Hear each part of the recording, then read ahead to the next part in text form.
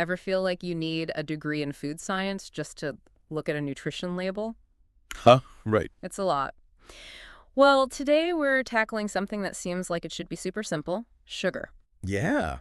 We're diving deep into a conversation between two Spanish speakers about sugar. Okay. Don't worry, we've got the translations for you Of course. to uncover all the surprising complexities of this sweet substance and give you the knowledge to make informed choices. What's fascinating is that it's everywhere, right? Right. But there are so many misconceptions surrounding sugar. Absolutely. For instance, did you know that there are actually three main classifications of sugar? Right. I know, I was surprised too. Most people tend to just think of it as one thing, Yeah. like sugar is sugar. But it's much more nuanced than that. Okay. We have added sugars, we have naturally occurring sugars, and we have free sugars. Okay, so let's break those down. Yeah. Added sugars, those are probably the easiest to grasp. Yeah. Think of that spoonful of sugar you stir into your coffee, Yeah. or, the frosting on a cupcake. Right. That's just straight up additional sugar to the food. Exactly. They're not inherently present in the food. It's added during processing or preparation Okay, to enhance the flavor. makes sense. So then we have naturally occurring sugars, also known as intrinsic sugars. Right. These are the sugars found naturally in fruits, vegetables, even dairy products. Yep. Think of them as part of a package deal. You get the sweetness along with other beneficial nutrients, Yes. fiber, vitamins, minerals, all that good stuff. Right. And that fiber is key Okay. because it acts like a buffer. So it slows down the absorption of sugar into your bloodstream. Okay. And that prevents those dramatic sugar spikes and crashes that can leave you feeling energized 1 minute and then sluggish the next. So it's like the fiber is the designated driver, making sure the sugar gets metabolized responsibly. I like that analogy. Yeah. Perfect. Okay, so we've got added sugars, naturally occurring sugars. Yep. And that brings us to number 3, free sugars. And this is where I feel like things get a little tricky Right. because it's not as intuitive. Yeah. Free sugars are essentially sugars that have been liberated, you could say, from their original source. Okay.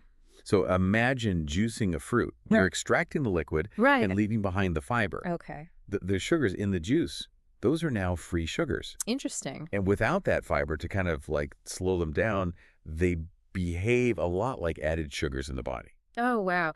So even though that sugar started in a piece of fruit, once it's juiced, it can have a similar impact on our metabolism as, say, like a can of soda. Exactly. That's wild. It is. And it highlights why reading labels carefully is so crucial, Yeah. because a product might boast no sugar added, right? Yeah, right. Which could be technically true, Right. but it could still be very high in naturally occurring or free sugars. So those no sugar added labels can be a bit misleading if we don't know what to look for. Right. But before we get back to label detective work, I'm curious about the health implications of all this. Yeah. What did the speakers say about the impact of sugar on our bodies? Well, they weren't sugarcoating it. They definitely weren't sugarcoating it. Okay. Excess sugar can really wreak havoc on our systems, Right. increasing our risk for things like heart disease, type 2 diabetes. Right. Those are the big ones we always hear about. Right. But I was particularly struck by how they delved into the link between sugar and fatty liver disease, Oh, yeah, that's a good point. which I feel like sometimes flies under the radar. Yeah, it does, because it might not show symptoms Right. until it's significantly progressed. It's like a silent, overload of sugar just kind of quietly impacting your liver over time. Exactly. Exactly. Yeah. Did they happen to mention anything about specific daily sugar limits, like stay under this amount? They didn't. They steered clear of giving a hard and fast number, Interesting. and instead really emphasized that it's not about demonizing sugar altogether, Oh. but rather focusing on mindful consumption Okay. and just being aware of that cumulative effect of all types of sugar in our diet. That makes sense. So it's more about balance and making informed choices, which brings us back to those tricky drink labels. Yes. Because, oh my goodness, those can be a minefield. Absolutely. Hmm. And decoding those labels is really essential for making healthier choices. Yes. So let's take, for example, sugar-free. Okay. As you might guess, it generally means the product contains very little to no sugar. Okay. Seems straightforward enough. Right. But then there's no sugar added, which, as we discussed earlier, doesn't necessarily mean a product is low in sugar overall. Exactly. It could still have naturally occurring sugars, those sneaky free sugars. Right. And then we have low sugar, which Right. can be particularly confusing Yes. because it's relative. Right, right. It typically means that the product has less sugar than the regular version of that product. Okay. But that doesn't automatically make it a low-sugar food overall. Right. So it seems like we can't just rely on those kind of catchy phrases on the front of the package. Right. We really have to flip it over and, channel our inner detective and decipher that nutrition label. Exactly. Look for the total grams of sugar per serving Okay. and compare that to your overall dietary needs and goals. Okay. That's where the true understanding lies. It's like learning a new language, the language of food labels. Once you can read between the lines, then you're empowered to make healthier choices. Yes, I love that. I love that analogy. Right. It's about becoming fluent in nutrition so that you can navigate this world of food with confidence. I love it. Speaking of navigating the world of food, there was one part of the conversation that I found really interesting, and they kind of called it the date dilemma. Uh-huh. Yes. This is where I feel like they wanted to clear up some misconceptions Yes. about these sweet treats that are often touted as health foods. Yes, the case of the deceptive date. Yes. Right. They are Okay. they are tricky, those dates.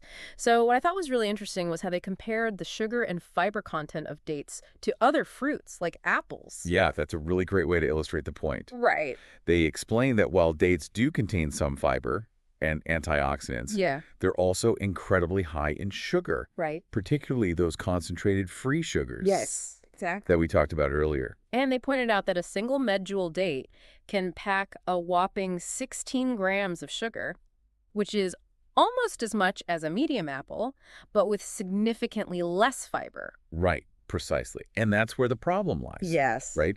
Without that fiber to slow down absorption, Yeah. the sugar from dates can hit your bloodstream much more quickly, Yeah. potentially leading to those energy spikes and crashes. Yeah, it's a good reminder that even natural sweeteners, we still got to enjoy those in moderation. Absolutely. It always comes back to balance and being mindful of the overall amount of sugar in our diets, regardless of the source.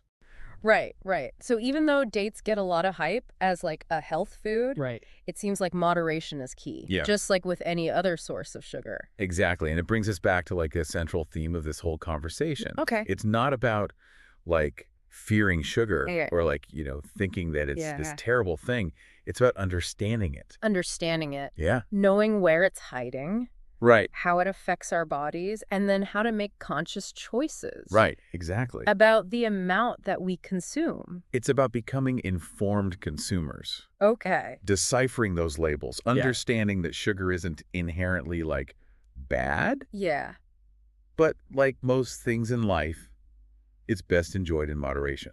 This has been such an eye-opening deep dive for me. Yeah, it's I fascinating. feel like we've busted some myths, we've decoded some really tricky labels, Totally. and I think gained a whole new perspective on this ingredient that is in everything. Yeah, it's ubiquitous. It really is. Yeah, absolutely. And hopefully our listeners now feel Empowered empowered, yes. to make more informed choices. Absolutely. So as we wrap up this exploration of all things sweet, Yes. here's a final thought to chew on. Okay.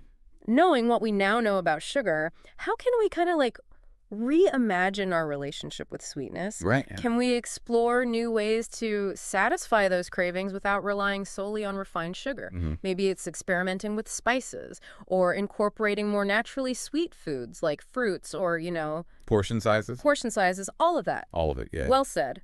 Until next time, everyone, happy and informed eating. Absolutely. Take care.